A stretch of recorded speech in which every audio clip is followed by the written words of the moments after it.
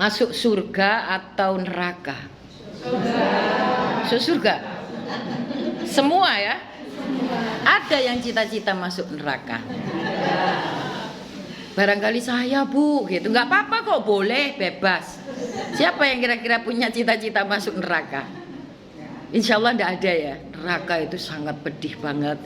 Kemudian di neraka itu tidak ada batas. Ya, kalau di dunia ini ibu-ibu misalnya kena masalah atau kondisi keluarganya tidak bahagia atau apa saja, sakit, tapi akan berakhir dengan kematian. Artinya kesengsaraan di dunia, ya, kepedihan di dunia itu berakhir. Di dunia, belum nanti di akhirat ya. Di dunia itu berakhir, tapi kalau sudah ke akhirat, ya, kita mati, kita dikubur, itu Masya Allah tidak ada batasnya. Wes masih jerit-jerit gak karu-karuan, tetap tidak akan pernah dikeluarkan kalau sudah masuk neraka. Artinya masuk neraka itu ada tingkatannya. Masuk neraka, kemudian kalau sudah amal cukup untuk digodok di neraka, maka dikeluarkan. Lah digodoknya itu berapa? Bisa 10 tahun, 50 tahun, 100 tahun, 300 tahun, kita tidak tahu. Itu. Nah, kalau ibu-ibu punya cita-cita masuk surga, saya tanya sekarang, persiapan apa yang sudah panjenengan simpan atau nabung amalan-amalan ibadah? Kira-kira apa? Oh, saya sudah sholat Bu, bagus. Saya sudah ngaji kok Bu, bagus. Apakah cukup itu? Ya. Ibarat orang hidup selama hidupnya itu cuma sholat aja, tidak bisa untuk membeli tiket surga. Jadi ada amalan-amalan yang Allah ridhoi. Walaupun sedikit nilainya, tetapi kalau Allah ridho maka nilainya besar. Nah, itu dapatnya dari mana? Dari kita selalu berbuat baik setiap harinya dan setiap detiknya. Gitu. Kalau sholat itu adalah syarat mutlak untuk bisa masuk surga, syarat mutlak. Kalau tidak sholat, no way, langsung dimasukkan, kawan dicecek baik malaikat. Itu aja. Tapi kalau sholat masih dipertimbangkan. Ibu-ibu pernah dengar bahwa yang alam kubur itu ada teman-temannya ibu bapak saya di sini nih pada jerit-jerit itu. Wahai penduduk bumi, ingatlah tempat saya adalah tempat yang pedih, tempat yang sempit, tempat yang pengap, tempat yang sangat menakutkan. Itu alam kubur selalu mengingatkan kita. Walaupun kita tidak dengar, tapi alam kubur itu selalu mengingatkan bahwa ojo enak-enak di dunia itu. Gitu.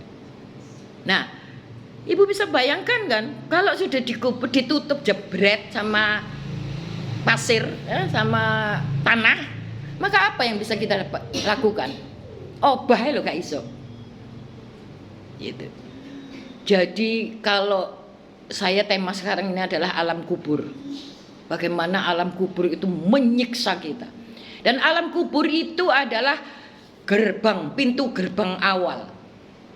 Jadi kalau kita mau masuk gang, itu kan ada pintu gerbangnya. Ya, ada pintu gerbang, masuk, itu pintu gerbang pertama itu adalah alam kubur.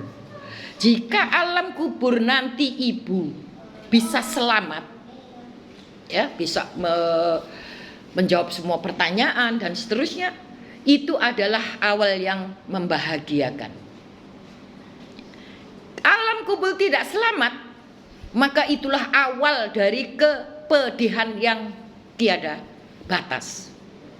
Jadi intinya ada di alam kubur. Dirasakan aja nanti saya juga merasakan kok. Kira-kira aku selamat atau enggak gitu ya. Itu di alam kubur. Tapi kita sudah tidak bisa berbuat apa-apa. Kalau sudah ngomong soal alam kubur, Masya Allah, gitu ya. Rasulullah itu eh, sahabat Rasulullah namanya Utsman bin Affan. Ketika beliau jalan bareng-bareng dengan sahabat Rasulullah, maka ketika berhenti di pemakaman, beliau memang nangis gak karu-karuan, tidak ada sebab. Temennya tanya, kenapa wahai sahabat Rasul, ketika lewat di pemakaman kok menangis? Saya pernah dengar Rasulullah ngendikan bahwa tidak ada yang lebih pedih tidak ada yang lebih pedih dari alam kubur. Saya tanya sekarang penjenengan kalau lewat pemakaman kira-kira nangis apa enggak? Kalau saya, halo Bapak, Assalamualaikum gitu. Saya nggak ngerti adanya Bapak saya di situ gimana, gitu ya. Tapi kalau yang mengerti, maka alam kubur itu adalah pengingat kita untuk kita bakal di situ. Tidak bisa dipungkiri, ibu emah aku mati gak bisa. Aku kepingin mati juga gak bisa. Karena kematian sudah ditentukan oleh Allah ketika kita sudah lahir. Lahir itu sudah langsung matinya hari ini, detik ini, jam ini, tidak bisa maju dan tidak bisa mundur. Kemarin ada sahabat saya dosen itu menangis sama saya, ayahnya itu sudah sakaratul maut dan tidak meninggal. Akhirnya bacakan Ar-Ra'du, saya bilang gitu. Ar-Ra'du tidak bisa menyembuhkan, tetapi dia menolong si mayat ini, calon mayat. Calon mayat itu dia diperlihatkan bagaimana kematian itu bakal terjadi. Biasanya orang sakaratul maut itu seperti itu. Nah itu kalau kita bacakan Ar-Ra'du, mereka bisa terhibur. Saya bilang gitu, ayo nggak mati-mati. Sedina, rong dina, telung dina, sumpek ndek. Delok sudah dicocok semua. Kemudian dia pergi ke orang pinter. Telepon saya lagi. Mbak, tadi saya ke orang pinter, katanya dia punya, bapak saya ini punya senjata ya. Nah, senjata yang gini. Tak rungokne jarane bapak ngomong apa iki? Gitu. Iku ya apa carane buak katanya gitu. Caranya buang. Saya bilang, tak kandani yo, malaikat iku gak wedi karo senjata. Masih ya dia punya kekebalan apapun, waktunya mati. Ya, Pak Harto kurang apa kekebalannya? Presiden mati. Lah terus gimana Mbak katanya gitu. Ya sudah tunggu aja, belum waktunya. Tidak bisa dimundurkan dan tidak bisa dimajukan. Gak usah golek-golek wong pinter. Mau caya arok tuh nek meneng-meneng mau jauh selawat. Kalau bisa bacalah Asmaul Husna. Jadi yang nazak itu yang sakaratul maut itu dibacain sakaratul maut Asmaul Husna. Nah itu cerita. Pernah saya juga cerita bahwa ada bule saya gitu ya meninggal. Sakaratul maut saya bacakan, saya biasanya kalau nganuin orang sudah sangat sakit gitu ya, sudah mau meninggal sakaratul maut, saya bacakan Asmaul Husna. Karena kalau mati wafat ditunggui dengan Asmaul Husna itu malaikat mengiringi. Gitu ya. Artinya enak matinya. Percayalah bahwa ketika itu saya itu hafal di luar kepala, tetapi saya tidak bisa membacakan kalau Allah tidak mengizinkan. Entah, saya tidak tahu si bakal mayat ini tadi kenapa, tapi ketika saya baca saya balik lupa, ya Allah kok saya lupa, saya ulangi lagi. Tumpah di tengah-tengah. Kadang-kadang bari 30 lupa. Sampai beberapa kali akhirnya ya sudahlah. Saya biasanya sudah 199 saya tiupkan dari sini sampai ke kaki. Kalau saya nungguin orang itu sampai beberapa, ada saudara suami saya juga ada beberapa orang yang saya mengalami itu, tapi saya juga tidak mencari tahu kenapa gitu. Nah, itulah kematian. Itulah yang akan menjadi rumah kita. Kalau penjenengan sekarang rumahnya gede gitu ya, kemudian bagus, bersih, 60 tahun 70 tahun, 80 tahun sudah ditinggal. Itu nikmatnya sudah langsung hilang. Kalau kita ada di rumah masa depan itu tidak ada batas waktu. Artinya kalau di bukan tidak ada batas waktu, di alam kubur itu bisa 300 tahun, 400 tahun, 500 tahun, kita tidak tahu. Zaman Rasulullah, zaman Nabi Adam sedo sampai hari ini belum kiamat. Karena alam kubur itu bisa selesai ketika kiamat hadir.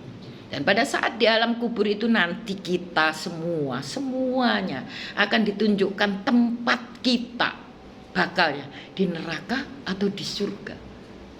Ya, kalau di neraka itu ditunjukkan neraka setiap hari. Jadi yang namanya siksa kubur itu bukan disiksa. Kalau orang memikir apa siksa kubur, wong kita sudah hancur, ngapanya yang mau dikebui? Bukan itu. Tetapi siksa kubur itu adalah siksa di mana kita ditunjukin neraka. Coba sekarang ibu lihat film horor yang menakutkan, gimana rasanya? Takut, ya kan? Nah, itu setiap hari ditunjukin. Itulah bakalnya tempat kita. Di mana ditunjukinya? Di alam kubur. Padahal nanti setelah alam kubur itu masih ada alam barzah, alam ribuan tahun. Nah, pada saat di alam kubur, begitupun kalau ibu-ibu tempatnya nanti adalah di surga, maka ditunjukkan setiap hari surga. Maka setiap orang yang meninggal itu, yang surga, yang bakal surga, maka beliau mesti, ya Allah, segerakan kiamat, saya kepingin segera ke surga. Sebaliknya, yang bakal tempatnya di neraka, maka ya Allah jangan engkau berikan kiamat. Biar aja saya lihat gini aja, tapi saya nggak ngerasain. Saking takutnya. Mudah-mudahan ibu-ibu di sini semuanya, insya Allah, Bismillah, Allah masukkan ke surga. Amin. Satu amalan mungkin ibu apa sih sebetulnya amalan ya seperti ini ibu ikut majelis taklim pengajian wanita ahli Islam ini akan dicatat. Jika ikhlas maka akan Allah ganti dengan berlipat ganda. Jadi jangan segan-segan untuk bisa berbuat baik apapun. Gitu, karena sholat kita tidak akan, sholat, puasa segala macam itu tidak akan bisa untuk membeli tiket surga. Ya, oke.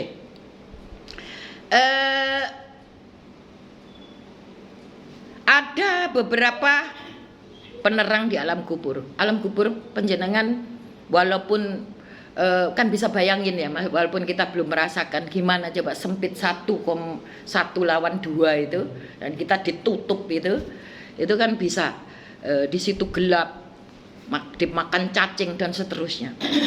Gitu ya. Bisa bayangin ya Bu ya. Saya sering bayangin soalnya. Saya masuk di kamar, saya telanjang, saya tutup pintu. Tapi kamar saya kan kamar besar gitu ya, nggak 1 kali 2. Itu saya sendakep sendiri, tahan nafas gitu. Latihan mati ya perasaan gitu. Iku gak karu-karuan rasane. Ya, saya tutup, saya matikan lampunya, padahal saya tidak dihimpit, kamar saya besar. Artinya tidak seperti di kubur. Tapi saya perlu latihan itu. Latihan untuk apa? Untuk mental saya supaya saya nggak lupa di dunia ini gitu. Itu ternyata lama-lama takut saya. Gelap gitu ya. Kemudian saya telanjang, saya sendakep gini nggak tahan nafas. Gini karena sing nolong. Ya, gitu. Tapi saya memang belajar. Artinya belajar itu untuk supaya saya tahu aja, tahu diri gitu. Supaya nggak terlaluan. Nah, beberapa penerang di alam kubur itu adalah sholat 5 waktu. Wa aqimus sholah, wa atuz zakah. Wa aqimus sholah itu diulang sama Quran, diulang di Quran kira-kira sekitar 93 kali. Perintah untuk sholat. Kenapa wa aqimus sholah? Itu artinya mendirikan sholat. Ya, ini penerang kubur ya nanti. Artinya teman kita nanti di kubur itu adalah amalan-amalan soleh, yaitu sholat, wa aqimus sholah, wa atuz zakah. Itu banyak di Quran sampai kalau nggak salah 93 kali diulang. Perintah sholat. Kenapa mendirikan sholat? Bukan menjalankan sholat atau menunaikan sholat atau mengerjakan sholat, tetapi mendirikan sholat. Kira-kira siapa ibu-ibu yang bisa jawab? Kenapa mendirikan? Ini kalau kita belajar Quran sedikit saja, saya nggak pinter banget. Gimana? Mendirikan, bukan mengerjakan, bukan menunaikan. Mengingat sholat. Oke. Yang lain, bahasanya adalah mendirikan sholat. Dirikanlah sholat dan tunaikanlah zakat. Gitu Pak. Primus sholat atau zakah. Yang lain, mendirikan. Mendirikan berarti berdiri ya Bu ya. Berdiri berarti tegak, berarti kuat. Karena memang sholat itu tiang agama, maka harus didirikan. Didirikan dalam arti apa? Dilakukan dengan sesempurna mungkin, rukunnya, syaratnya, dan semuanya. Dari mulai wudu, kemudian takbiratul ihram. Beberapa waktu yang lalu saya ajarin bagaimana sholat yang benar, gitu ya. Bagaimana kita berdiri, bagaimana kita duduk, bagaimana kita takbiratul ihram sampai salam. Orang biasanya salam gini, gitu tak ya? Assalamualaikum. Tidak, tapi harus pipinya kelihatan dari belakang. Nah, syarat-syarat seperti itu. Jadi mendirikan sholat artinya menjalankan dengan sesempurna mungkin. Gitu. Jadi makanya dirikanlah sholat di dalam Al-Quran itu artinya adalah mengerjakan sholat dengan sesempurna mungkin dari mulai rukunnya, cara-caranya dan segalanya. Gitu ya. Yang kedua adalah sedekah. Tadi sholat, sekarang sedekah yang bisa menyelamatkan kita dari siksa kubur. Itu juga sedekah. Kira-kira saya tanya sekarang, ibu gak usah sungkan, berapa sehari dikeluarin sedekah? Kalau ada orang minta gitu ya, ada orang minta. Apalagi? Ayo jawab. Sedekah subuh, oke. Sedekah subuh. Sedekah itu artinya membagi, nggih. Jadi tidak harus, ya Bu, saya ini orang nggak punya Bu. Dikaim blonjo aja nggak ada. Bagaimana saya bisa bersedekah? Islam itu rahmatan lil alamin, tidak mengkotak-kotakkan, iki wong melarat gak iso, wong sugih pinter kan gitu. Sedekah itu apa? Sedekah itu bisa semuanya, ibu membantu tetangga, ibu itu sedekah semua. Ibu senyum saja sedekah. Ya, sedekah subuh lebih bagus secara fisik. Kalau kita biasakan sebetulnya Bu, itu sangat nanti kembalinya ke ibu. Dan percayalah bahwa akan diganti oleh Allah berlipat ganda. Biasakan aja sehari, setiap hari 2.000 aja. Masukkan kaleng kayak apa. Bismillah niat sedekah subuh, kalau memang sedekah subuh. Boleh saja. Itu ya, nanti kalau sudah ngumpul dimasukkan, dikasihkan Bu Soni boleh. Ini untuk bendahara sini. Atau dikasihkan masjid.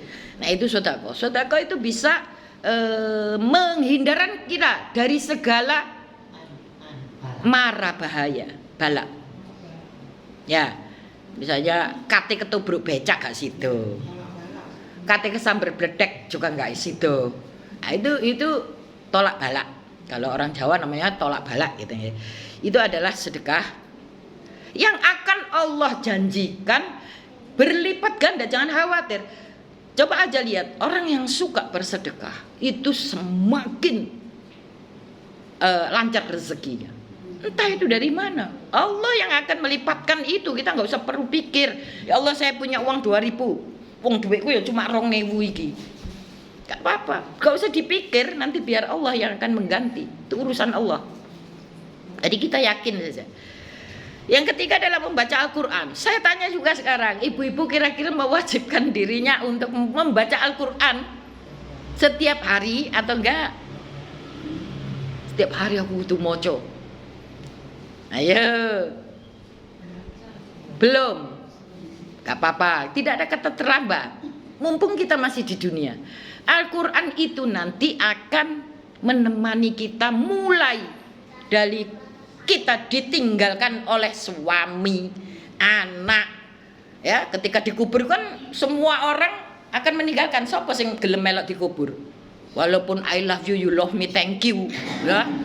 Cuwintane karo bojone setengah mati. Wah, aku gak iso hidup tanpamu. Tanpamu aku mati. Iku enggak. Tapi ketika dikubur ditinggal. Ya kan? Ada yang, Pak, Mas, sayang, saya ikut dikubur. Kira-kira ada enggak? Mari Syahak yang cantik kayak gitu, Ikang Fauzi nangis sampai jempalian, mulai ya kan? Gak melok dikubur, jarene cinta. Artinya tidak ada satupun orang yang menemani di alam kubur. Siapa yang menemani? Amal soleh. Kemudian siapa yang menemani lagi? Adalah Al-Quran. Nanti bentuknya adalah orang wujudnya tampan bisa cantik, bisa laki-laki. Tampan, baunya wangi, dan dia akan terus menemani kita di alam kubur sampai nanti di menghadap Allah masuk surga. Itu Quran. Rugi sekali kalau ibu di dalam sehari-harinya tidak membaca Al-Quran. Saya nggak bisa, nggak apa-apa, sak bisanya, gitu. Nggak bisa, tapi saya sebisanya, salah juga nggak apa-apa. Yang penting itu kita mau belajar dan kita bisa menjalani dengan baik. Ini cerita, tapi saya tidak tahu kebenarannya, tapi saya yakin ketika suami saya meninggal, salah satunya ya. Ketika mungkin saya pernah juga cerita di sini. Sampai sekarang ini kalau saya cerita, gambarnya itu masih ada. Artinya, insya Allah itu adalah petunjuk Allah. Saya menangis luar biasa berbulan-bulan, gitu ya. Kemudian suatu saat, ya Allah, yang saya tangisi bukan suami saya yang meninggal terus saya sendiri, bukan. Tetapi bagaimana dia menghadapi malaikat, bagaimana sekarang dia kondisinya di alam kubur. Saya bayangkan itu, tiap hari saya menangis, gitu ya. Dan tidak lupa saya terus berzikir karena nggak bisa tidur. Karena saya ngeloni maksud, ya. Karena saya ngeloni adaptasi nggak bisa tidur, gitu ya. Tapi saya zikir. Suatu saat itu saya mimpi suami saya ada di lubang kubur itu ya, pakai kaos kayak hari-hari di rumah, gitu ya. Kemudian dia gini, dingkluk ini. Saya dodok di depannya. Saya tangisin, Mas, coba lihat saya bilang. Saya mau tanya, kamu berani nggak menghadapi malaikat? Bagaimana menghadapi malaikat? Itu dialog saya. Dia nggak jawab. Cuman gini. Tapi secara mulut nggak jawab ya. Tapi saya selamat, artinya saya ditemani oleh orang ganteng. Sopo ganteng kok ya, sopo? Itu dalam dialognya. Siapa yang? Al-Quran. Itu sampai sekarang bajunya suami saya masih ingat ini, di mata saya masih ada kalau saya cerita itu. Padahal saya nangis. Coba menghadap saya, Mas, saya akan doakan. Coba kamu minta doa apa? Yang saya khawatirkan kamu menghadapi penjenengan, saya bilang, penjenengan menghadapi malaikat bisa nggak sekarang kondisi penjenengan bagaimana? Itu dalam dialog saya sambil nangis gitu. Dia cuman gini, kemudian menjawab itu dengan telepati ya, saya bisa mengerti gitu. Nah itu, Masya Allah, ternyata suami saya juga nggak pinter, ngajinya pinter saya, bener. Kalau soal makhraj, tajwid, tahsin dan seterusnya gitu, itu orang biasa lah gitu. Artinya kalau saya kan memang dididik oleh orang tua saya benar-benar bacanya dengan benar kan gitu. Saya nggak apa-apa Mas, baca aja. Ketika mau besok sedo itu ngaji Qurannya besar gitu. Saya ingat itu, Dek, kalau ada tanda lam ini bagaimana? Saking seringnya kalau saya kerja dosen gitu, dia ngaji. Nah, itu ketika saya datang Dek, kalau ada tanda lam itu gimana? Lam boleh, tidak boleh berhenti. Artinya kalau ini ya berapa saya ceritain. Itu tanda lam aja dia nggak ngerti. Tapi dia suka ngaji. Nah itu. Lah saya itu loh. Jangan dikira saya orang pinter seneng ngaji, enggak. Saya sudah tahu di mata saya sendiri di dalam mimpi itu. Kongkon ngaji ya wangil setengah mati, iblis cek abote dilawan gitu ya. Tiap hari saya sudah pastikan saya harus one day one choose gitu. Oh no, ayo gak ngaji. Sesuk ae. Sesuk ae. Mbok wis. Nek mati gak karo. Nah, itu ya. Yang disarankan Rasulullah terbebas dari siksa kubur, artinya dihindarkan dari siksa kubur. Kira-kira Ibu Preso surat apa? Minimal bacalah itu Ibu. Al-Mulk. Siapa yang hafal? Tabarakalladzi biyadihil mulku wa huwa kulli syai'in qadir. Alladzi khalaqal mauta wal hayata liyabluwakum ayyukum ahsanu amala wa huwal azizul ghafur. Terusnya ayo, berapa ayat? 30. Itu yang disarankan Rasulullah, itu yang diajarkan Rasulullah. Rasulullah itu yang sudah dijamin surga. Wis pokoknya dijamin, tidak ada yang melebihi Rasulullah kan? Percaya nggih? Kalau Rasulullah Muhammad itu sudah dijamin. Itu setiap malam tidak pernah lepas bacanya Al-Mulk dan Sajadah. Jadi kalau ibu-ibu mewajib, saya mohon mulai saat ini bacalah itu sebelum tidur. Waduh, kalau saya sudah sebelum tidur ngantuk blek gitu. Ya sudah kalau gitu jalani aja setelah sholat Isya.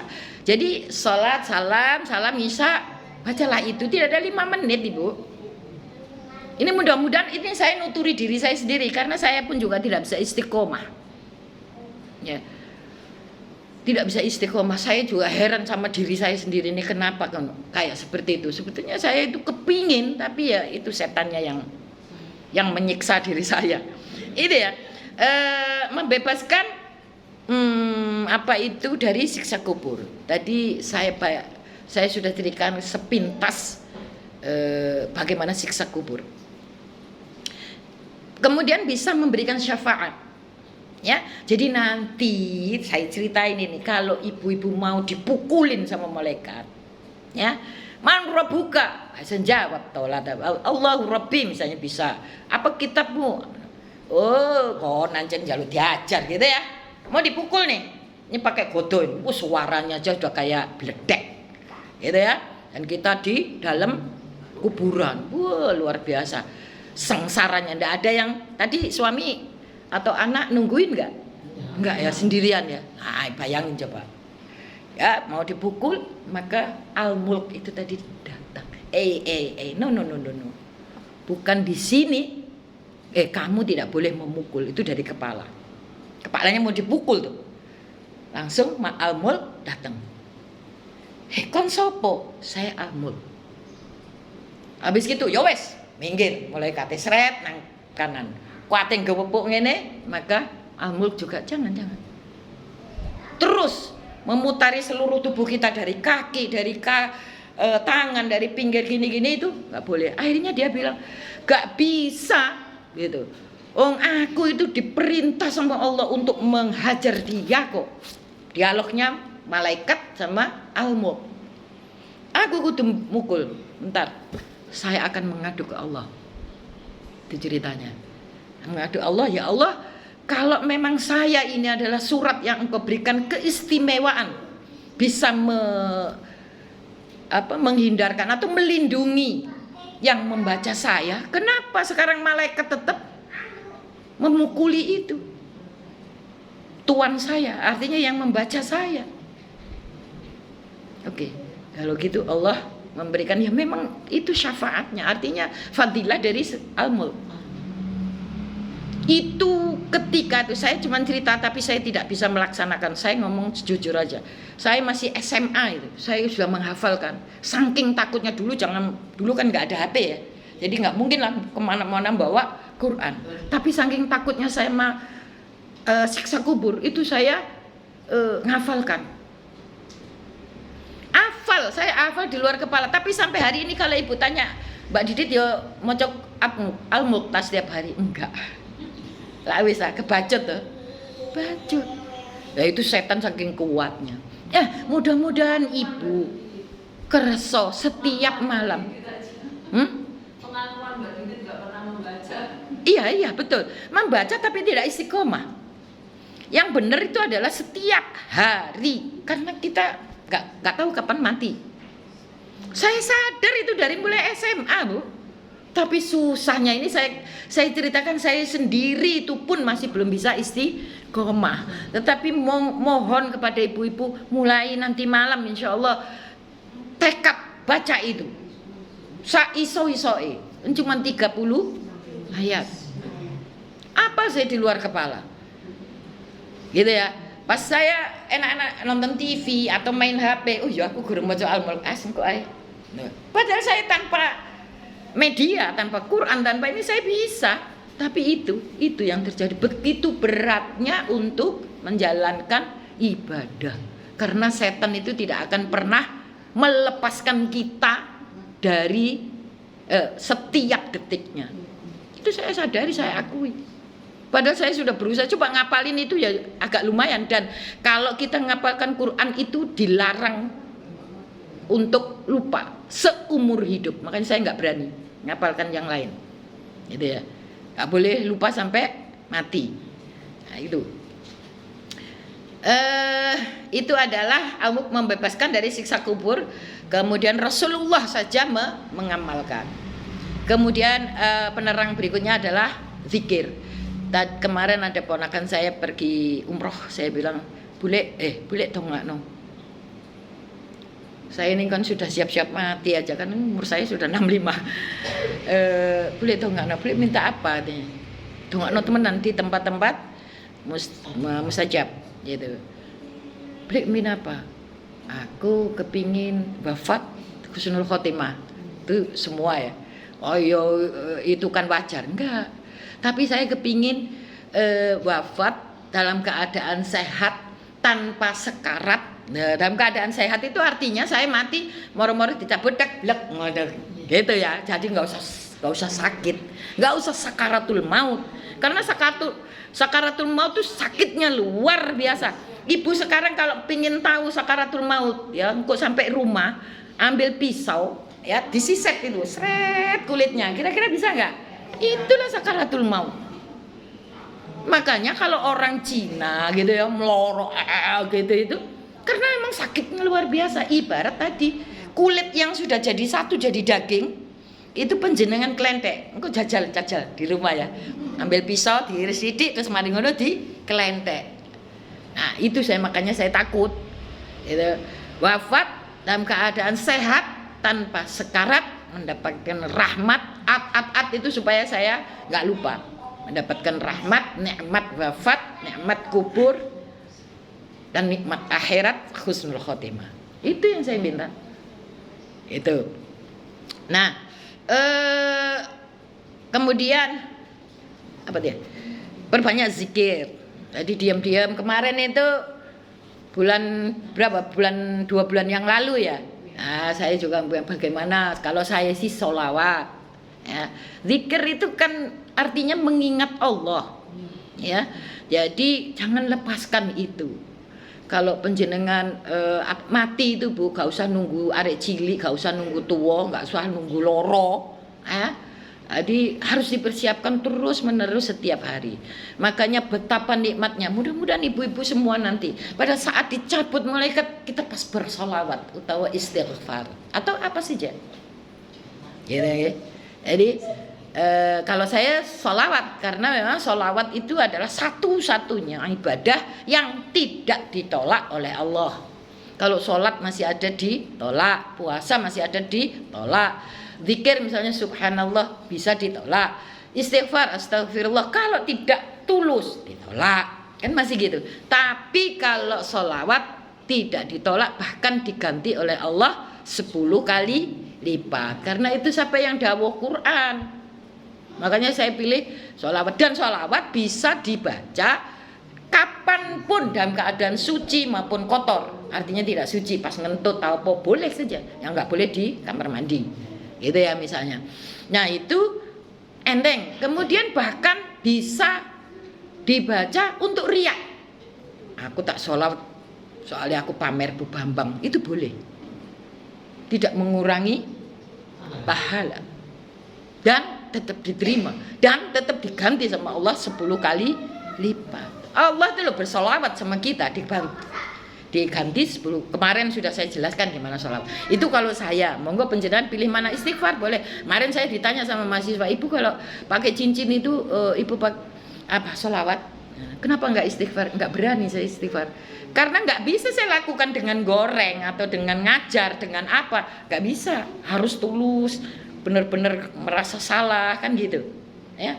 Nah, kalau sholawat kan enteng saja. Kalau ngomong ini hati saya ngomong sholawat bisa saya lakukan. Itu saya punya argumentasi seperti itu. Kemudian berbakti kepada orang tua, ya itu insya Allah ibu-ibu sudah lakukan. Dalam satu surat Al-Quran, Pak, saya tak golek aneh.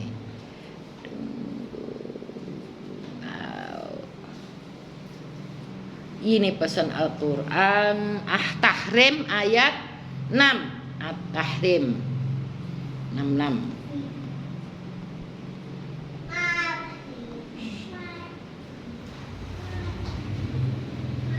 ayat 6. Oke. Ingat Bu ya. Ya bismillahirrahmanirrahim.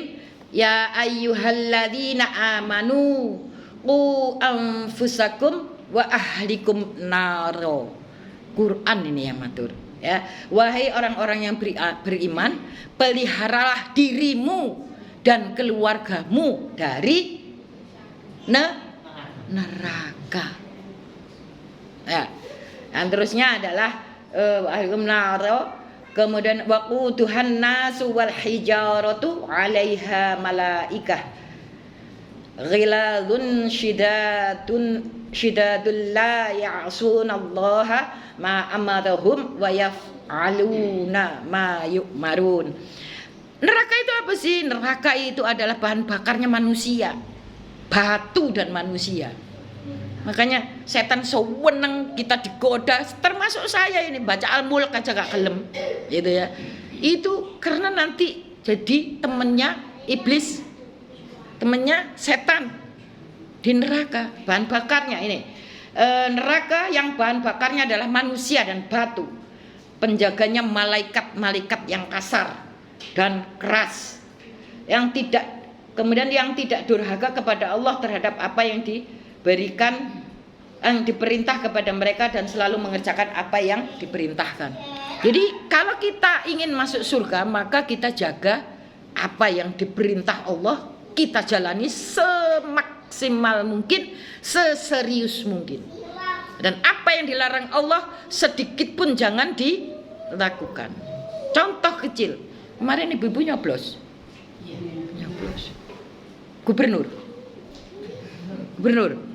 Gubernurnya laki atau perempuan? Perempuan. Itu dilarang dengan Quran. Saya komplain banyak orang. Karena Risma itu saudara saya. Ya kan? Mbak, nyoblos apa? Gak nyoblos. Duh, Risma dulur dewe lho, Mbak. Kan suaranya gak urusan aku karo Risma. Dulur tetep dulur. Neraka iku dewe-dewe. Nanti saya akan dipertanggungjawabkan di akhirat. Karena di dalam Quran itu laki-laki adalah pemimpin dari perempuan. Perempuan tidak boleh jadi pemimpin. Itu keyakinan saya. Hal yang kecil itu karena itu dihindarkan. Artinya begini, saya cerita bukan apapun yang dilarang oleh Allah semaksimal kita mungkin kita hindarkan. Termasuk ini apa? Kayak ini saya bilang Bu Sony, jangan beli produk Israel. Itu salah satunya saya menghindari itu. Israel itu apa? Indomie itu keuntungannya dikirimkan ke Israel yang membunuh orang Muslim. Gitu. Jadi pasta gigi, saya mending boto tak deplok, kain sikat gigi daripada saya pakai Unilever. Karena Unilever itu juga sama dengan produk yang mensupport biayanya ke Israel. Itu hal-hal yang sangat kecil kita perhatikan. Bismillah. Tapi oke lah, kalau itu terlalu jelimet, saya mohon ibu-ibu kerso baca apa Bu? Apa Bu? Al-Mulk. Setiap malam. Oke. Ada yang bertanya?